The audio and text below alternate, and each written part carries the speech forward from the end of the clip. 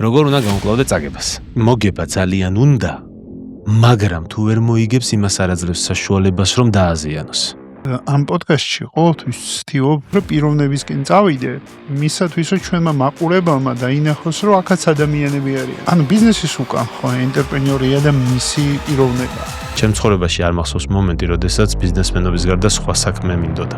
ნიკა აბაშიძე. მეწარმე, რომელმაც ისეთი ბანალური რუტინა, როგორიცაა მანქანის შეკეთება, ინოვაციურ სტარტაპად აქცია. პლატფორმა, რომელიც ათასობით მომხმარებელს უმარტივებს ყოველდღიურ ცხოვრებას. ლიდერი, რომელმაც თანამშრომელთა мотиваცია გუნდის მართვის მთავარი იარაღად აქცია. დღეს მისი სტარტაპი მომხმარებელს თავაზობს კომფორტს და ასევე ასწავლის გუნდს, რომ იყოს არა მხოლოდ შემსრულებელი, არამედ საკუთარი შედეგის თანამონაწილე. ქარუში რანაირი ლიდერშიპი გაქვს? არო არის თავიდან ბოლომდე აწყობილი мотиваციაზე. მე არ მჯერა კონტროლის. თუ ვინმეს კონტროლი ჭირდება, ესე იგი ის ცუდად აკეთებს თავის საქმეს. ხარუდა, არავინ არ მიდის, იცი?